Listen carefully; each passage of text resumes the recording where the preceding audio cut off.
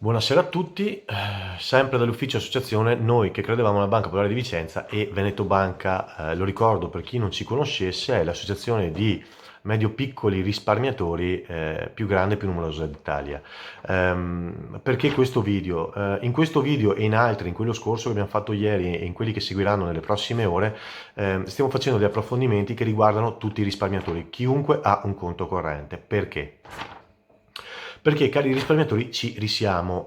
Dopo Banca Etruria, dopo Ferrara, dopo Veneto Banca, dopo Vicenza, credevamo che non dovesse più succedere e invece è risuccesso. Una nuova tegola casca sulla testa dei risparmiatori, una nuova banca rischia di andare a gambe all'aria, Popolare di Bari, ai quali risparmiatori noi abbiamo espresso la nostra solidarietà in queste ore e ci auguriamo che il salvataggio sia proficuo, ma con questi video, dicevo, volevamo approfondire alcune voci e alcune situazioni, alcune notizie che non passano e non passeranno nei media di risalto nazionale.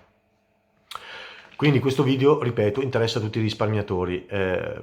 Di cosa parliamo questa sera? Innanzitutto volevo cominciare con questo video parlando del Popolare di Bari e di quello che sta accadendo. Abbiamo detto ieri che Popolare di Bari, così come Popolare di Vicenza, è stata usata per rafforzare il sistema bancario italiano negli anni. Ricordo l'acquisizione di Tercas da parte di Popolare di Bari, costata diverse centinaia di milioni di euro.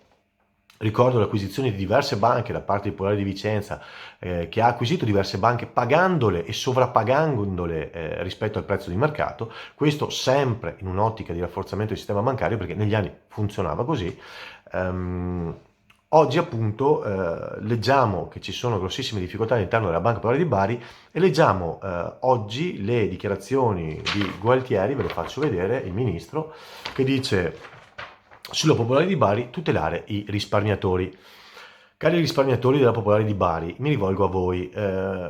Probabilmente il ministro, quando parla di risparmiatori, ha la stessa, per lui lo stesso significato che aveva per Tria o per Padoan. Risparmiatori per i funzionari, per i colletti bianchi, sono coloro che hanno i conti correnti, perché con il bail-in sono a rischio i conti correnti di tutte le banche. Bene, loro quando parlano di risparmiatori, con tutta probabilità si riferiscono solamente ai conti correnti.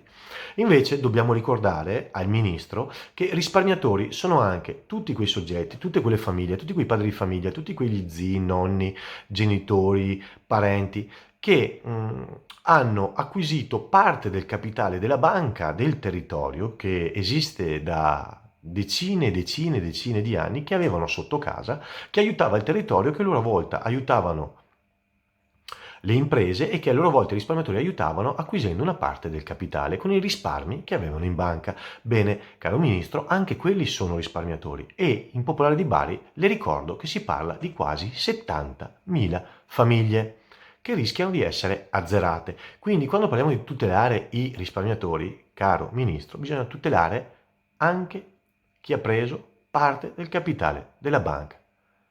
Chiaro? Perché altrimenti parliamo e non ci spieghiamo bene. Altrimenti azzeriamo persone che sono andate in banca con la buona fede di fronte all'istituzione, cercando parte del capitale della banca per aiutare la banca e per essere tranquilli dove si mettevano i soldi, perché ricordiamo il Popolare di Bari è una banca popolare, quindi cooperativa, non era quotata, non c'era rischio di borsa, c'era un borsino interno, i risparmiatori scambiavano le quote di capitale tra di loro, ok? Quindi non sono speculatori, chiaro? Metto già le mani avanti perché so quali sono i ragionamenti che si fanno nei palazzi romani. Bene, quindi cari risparmiatori di Bari, orecchie alte, non fidatevi delle dichiarazioni, ok? Questo è il momento in cui dovete stare uniti, uniti e cercare di non farvi fregare dalle parole. Quindi ricordiamo, e dovete voi ricordare, noi vi daremo una mano, solidarietà piena, e quindi i risparmiatori di Vicenza e Veneto Banca vi sono vicini, dobbiamo ricordare al Ministro che i risparmiatori sono anche coloro che detengono parte del capitale di una banca cooperativa non quotata. Ok? Bene.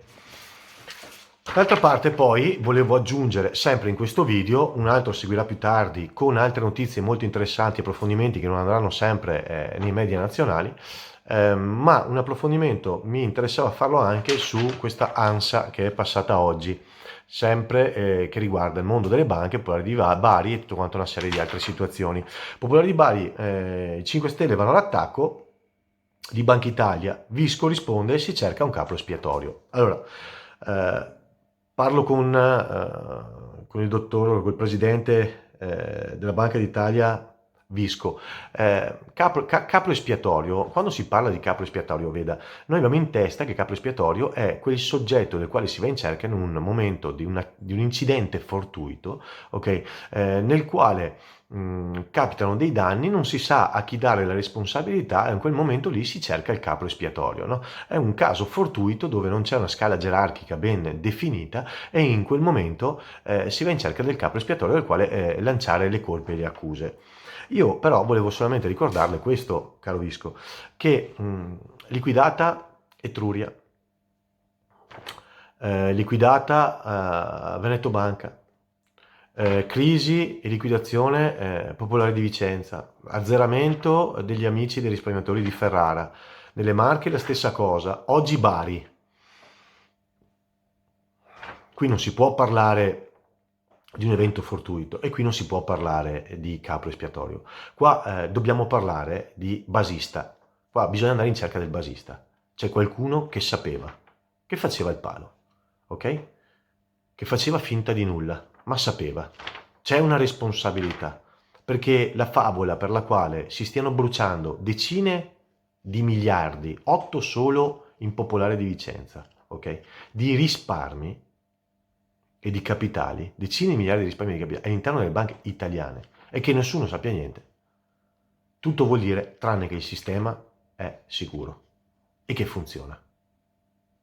Quindi qui, ripeto, non si è in cerca del capro espiatorio, qua bisogna andare in cerca del basista e non spetta a noi trovarlo. Ok? Bene. Prossimo video fra qualche ora con approfondimento su altri argomenti. Se questo video e quelli prima vi piacciono, li gradite, vi prego di condividerli perché è l'unico modo per il quale possiamo viaggiare nei social. Noi non siamo finanziati da nessuno, siamo gente normale, come potete vedere, anche l'ufficio alle mie spalle è abbastanza addobbato con le nostre sigle, quindi se potete darci una mano, se vi piace questo video mettete like al video, mettete like alla pagina e condividetelo. Grazie mille a tutti quanti, al prossimo video fra qualche ora. Grazie ancora.